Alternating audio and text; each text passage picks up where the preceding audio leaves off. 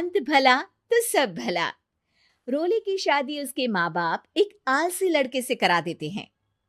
चलो, रोली की शादी हुई और हमने गंगा नहाई। और क्या, बेटियां तो होती ही हैं बोझ। हाँ, पर अब क्या चिंता, उतार तो दिया बोझ तुमने, अब वो लोग समझे।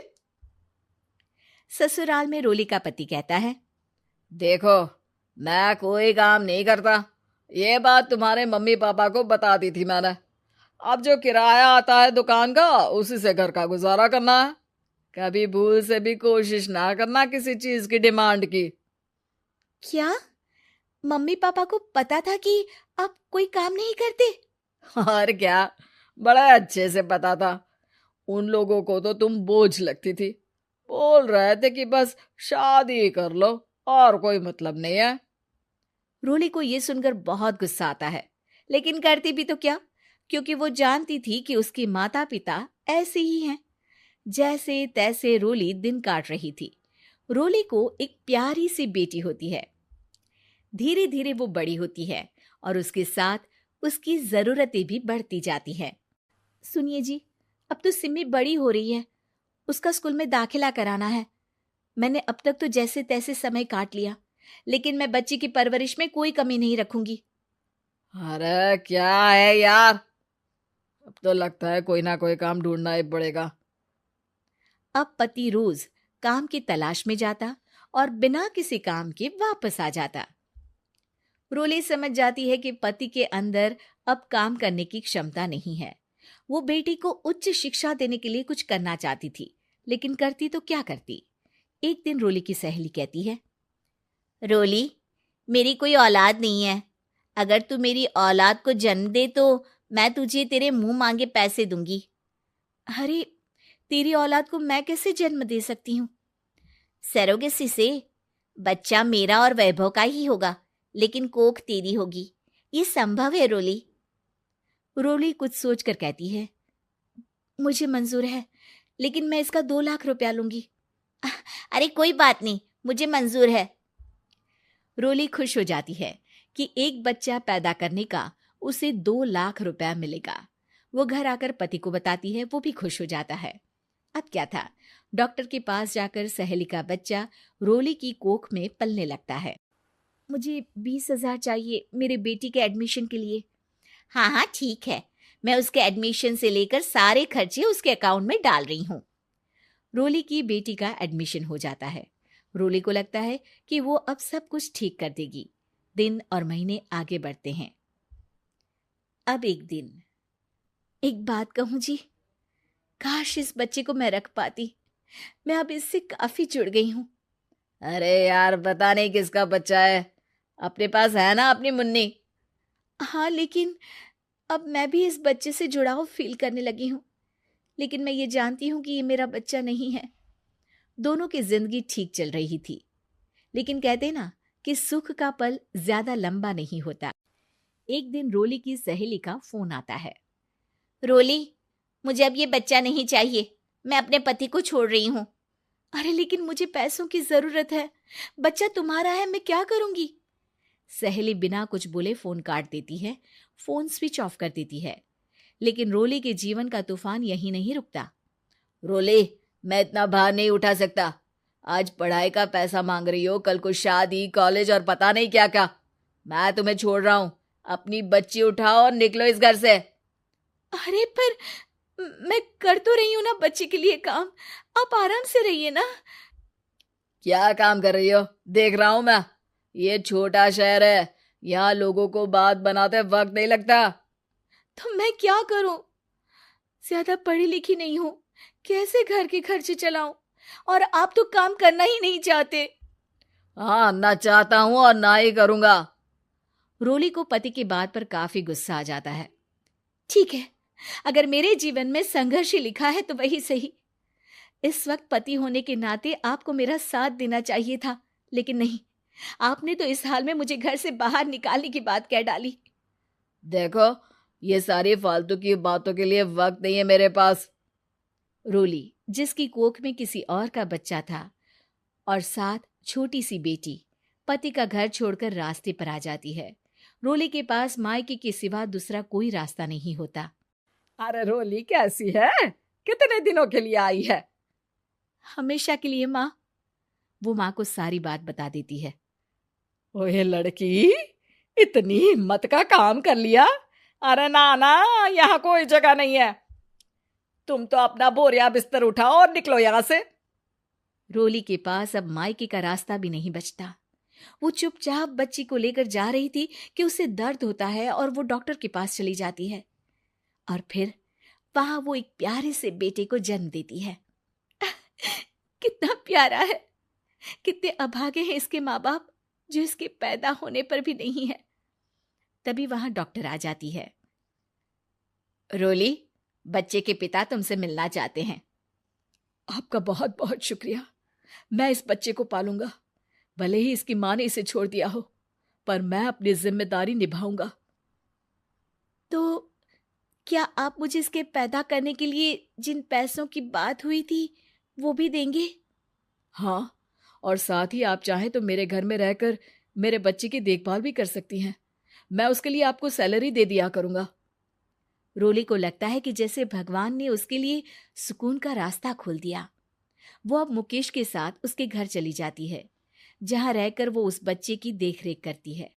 अब मुकेश के घर को रोली अच्छे से संभाल लेती है। उसके लिए खाना बनाने से लेकर बच्चों की देखभाल और घर की देखरेख। धीरे धीरे मुकेश को रोली से प्यार हो जाता है। रोली, तुम्हारी बेटी और मेरा बेटा बिल्कुल भाई बहन की तरह साथ रहते हैं। हाँ, आखिर है तो एक ही कोख के बच्चे, अटैचमेंट तो होगा ही ना। रोली, तुमने घर और मुझे दोनों को संभाल लिया। ये तो मेरा काम है।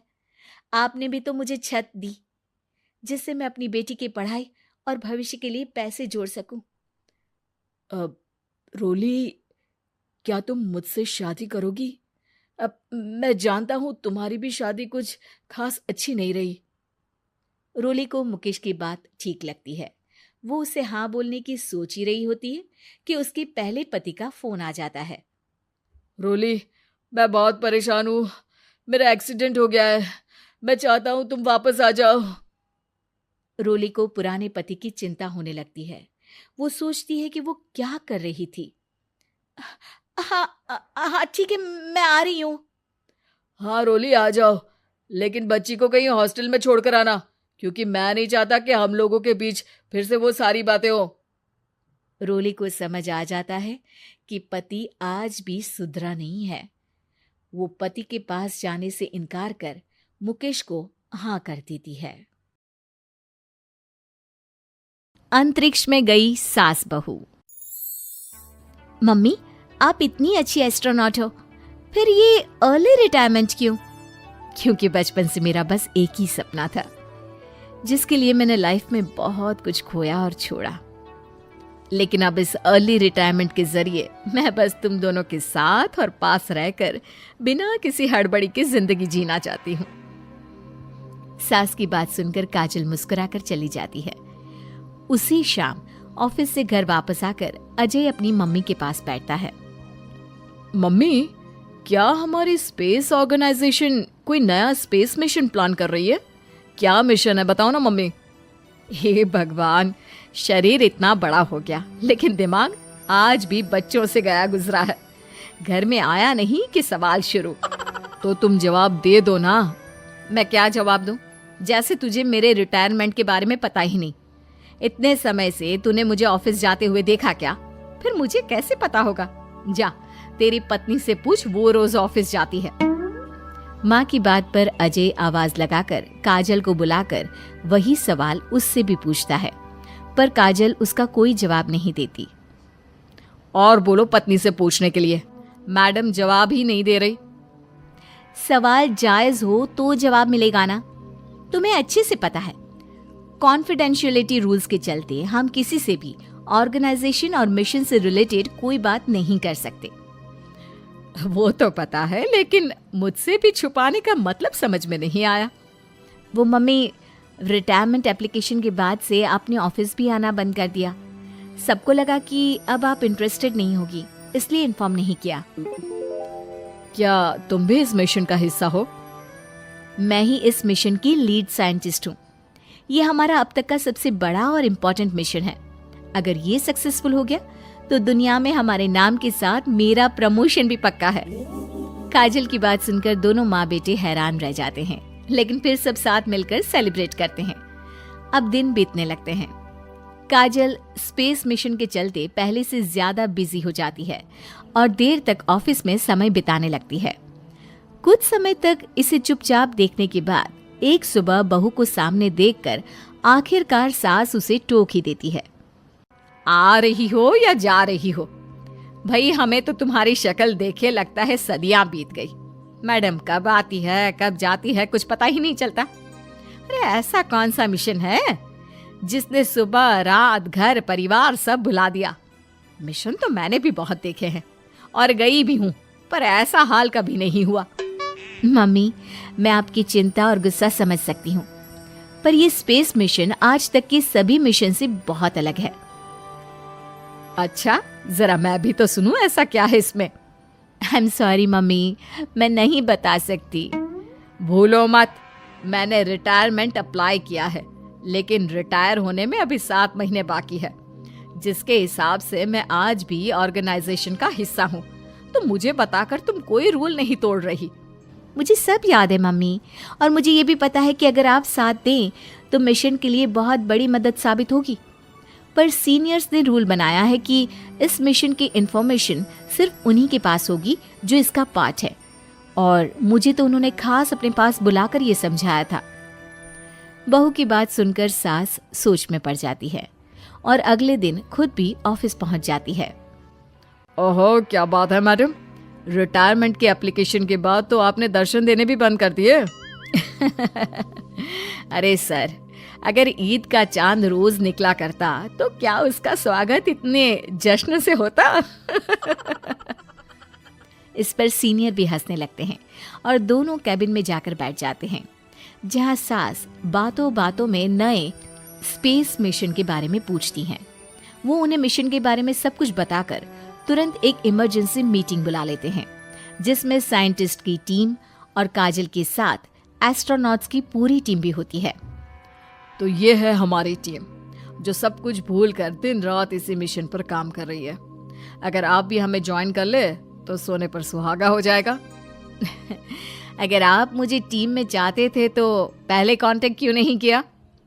आपने स्पेस में ना जाने के फैसले के साथ डेस्क जॉब का भी इनकार कर दिया और अर्ली रिटायरमेंट के लिए अप्लाई कर दिया, और फिर पिछले 1 महीने में किसी के साथ कोई कांटेक्ट भी नहीं हुआ। इसलिए हमने सोचा शायद अब आप ब्रेक लेकर इस सब से दूर रहना चाहती हो, और इसीलिए किसी ने आपको परेशान करना सही नहीं समझा। बात तो आपकी सही है, फिर भी एक सुझाव देना चाहूंगी। ये जो आप कर रहे हो ना, ये मिशन नहीं, साफ सुसाइड है।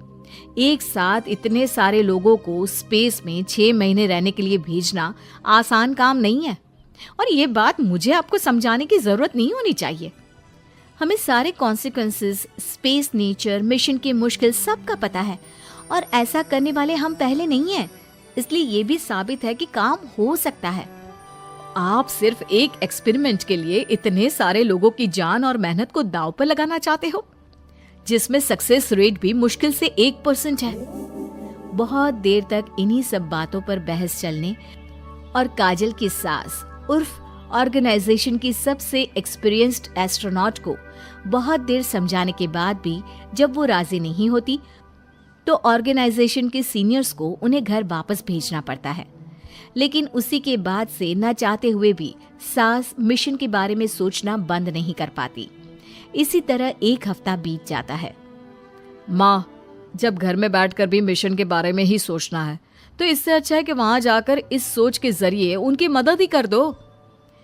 उन्हें ऑफिस में नहीं, स्पेस में जाने के लिए मेरी जरूरत है। वो चाहते हैं कि मैं हेड एस्ट्रोनॉट बनकर बाकी सबके साथ स्पेस में जाऊं।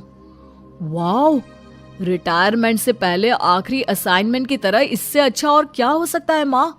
आपको हाँ बोल देना चाहिए। उस टीम में एक मेंबर काजल भी है। अगर हम दोनों ही चले जाएंगे तो तुम अकेले कैसे रहोगी? वहां से जिंदा वापस आने की कोई गारंटी नहीं बेटा। अब भी हमें भेजना चाहते हो क्या? जिस दिन से आपको पहली बार स्पेस में जाते देखा है, तभी से ये डर और पॉजिटिविटी दोनों साथ लेकर जीना सीख गया हूं। आप जाओ माँ, मुझे पूरा भरोसा है आप दोनों वापस भी आओगे और देश के साथ मेरा नाम भी रोशन करोगे। बेटी की बात सुनकर माँ के अंदर हिम्मत आती है और वो एक बार फिर स्पेस ऑर्गेनाइजेशन पहुंच जाती है, जहां उसके फैसले से सब बहुत खुश होते हैं और स्पेस मिशन की तैयारी पहले से ज्यादा जोश में शुरू हो जाती है। कुछ ही समय बाद दोनों सास बहू स्पेस में पहुंच जाती हैं। आखिरकार आज मेरी साइंटिस्ट बहू एस्ट्रोनॉट भी बन गई। सिर्फ स्पेस सूट पहन लेने से कोई एस्ट्रोनॉट नहीं बन जाता। मैं साइंटिस्ट हूँ और उसी में खुश हूँ। अगर मिशन की रिक्वायरमेंट नहीं होती तो शायद कभी यहाँ आती भी नहीं। इसी तरह दिन पर दिन स्पेस की अनेक मुश्किलें और दिक्कत सहते हुए देखते ही देखते 6 महीने बीत जाते हैं और नामुमकिन को मुमकिन करके दिखाते हुए सब सही सलामत अर्थ पर वापस आ जाते हैं, जिसके बाद से दुनिया भर में ये मिशन सास बहू की अंतरिक्ष यात्रा के नाम से मशहूर हो जाता है।